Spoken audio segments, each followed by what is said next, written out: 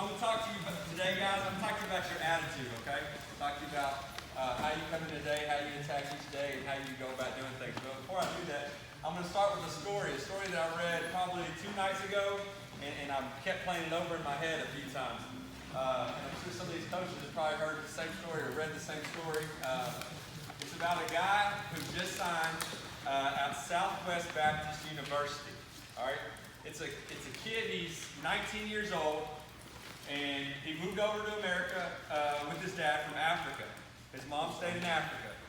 Had some kind of a dispute. His dad left and went to New Orleans. All right, so now he's living in Arlington all by himself. All right, this is 2 years ago, or last year, right before COVID hit. He's in PE class, and one of the coaches says, "Hey, how come you don't play football?" He said, "I've never played football." I said, "I play soccer." And the guy's like, "No, you got good size. You can play football. You'd be a good football player for us." So he gets in the off-season, starts working out, and all of a sudden, COVID hits. Disappears. No one sees him for months. You know, obviously, you're not in contact with kids a whole lot during that time. Kid doesn't have a cell phone. All of a sudden, school starts back up, and he shows back up again. Looks like a completely different kid. Now he's like 6'3", gained like 50 pounds, a lot bigger kid. And the coaches don't even recognize him. They start talking to him, and they realize it's the same guy. And they say, "Where you been, man? We hadn't heard from you." He's like, "You know, I've just been around, been working a whole lot, you know." And they're like, "Okay, good, good." So they get to talking to him and start hearing his story. And what his story is, he tells them, "Dad left, and now I have nowhere to live. I'm homeless right now, living by myself. As part of being homeless, I have to have a job. In order for me to stay in the homeless shelter that I'm at, I have to keep this job. I have to maintain this job that I'm at." And so they said, "Okay." They said, "So what do you think? You think you still want to do football?" They're like, "Yeah, absolutely, absolutely. If we can work with my work schedule, yeah." And he said, "Well, what's your work schedule?" He says, "I work 3 to 7. And they're like, "It's probably not going to work, man. We're not going to be able to." That's when we practice. We practice during that time. And the kid looks at him funny. He's like, No. I work 3 in the morning to 7 in the morning." And he's like, "I can still come to practice." And so the coach is like, "Okay, well, if you think you can do it, I'll tell you what we'll do for you. If you think you can do it, we'll find a way. You come to practice every day. You do everything that we ask of you. We're going to get you a scholarship. It may not be to play football. It may not be for anything else, but we're going to help you further your education." And so sure enough, kid does everything. He does everything they ask. Right before school starts, they find out he's 2 weeks too old to play high school football. Can't play football. So now the coach is like, "Okay, we're going to lose this kid. He's going to drop out. He's going to go just go straight work, not do any school." Monday morning comes around, the kid shows up to football practice. They've already told the kid, "You're not going to play football. We can't play you in a game. It's illegal. It's against UIO rules," but you know, so on and so forth. Kid shows up to practice anyway. Shows up to practice the next day. Shows up to practice every day. 3 in the morning to 7 in the morning, he goes to work.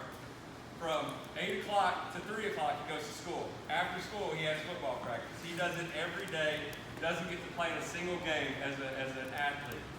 But his attitude is, "I'm not going to let that affect who I am as a person. I'm not going to let that change what I want to do. I want to have the right attitude. I want to come in and work."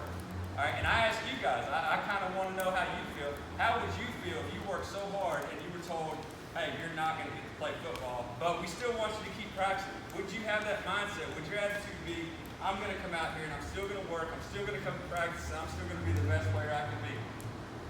Short end of the story is that kid ended up signing with Southwest Baptist University. They did find him a scholarship to play football. They used some scrimmage film that they had from whatever the year before, and they found him a team that would take him on and do those kinds of things. And I think that's how you got to think about your day. And I know your attitude is going to dictate how you feel every single day. Your attitude is going to dictate everything that you do in your life. Every single day, you wake up with the opportunity to ask yourself, "What's my attitude going to be?" I can wake up in the morning and say, "Today's going to be a really crappy day," and you know what's going to happen? It's going to be a really crappy day. I can wake up and say, "Today's going to be a great day," and bad things might happen throughout what I think is a good day, or that I want to be a good day, but I still got to have the attitude that I'm going to make it a good day. I know Lance has heard me, and some of you guys maybe have had me in class and heard me say this over and over again.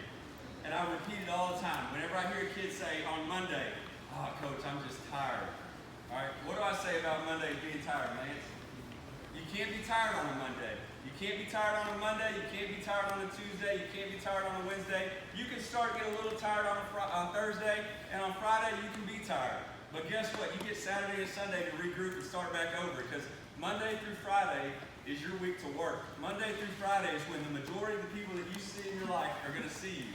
So you have that attitude that I'm going to be fully energized Monday, Tuesday, Wednesday, Thursday. I can start getting a little bit tired Thursday and Friday, but Saturday, Sunday, I'm going to recharge my battery and I'm going to get going again. All right, have that attitude. I'm going to leave you with one thought, okay? One quote, one little thing that I like to think about. Your best day, the best day that you have, can only last 24 hours.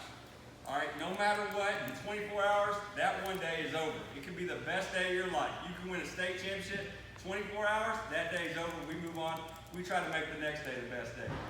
For those of you that have a bad day, your worst day can only last 24 hours. All right? It can only be 24 hours. Yeah, some stuff that might have happened in the past may affect you, but that's behind you. Move on and try to make the next day your best day. All right? Y'all have a good day, and hope everything goes great for you guys.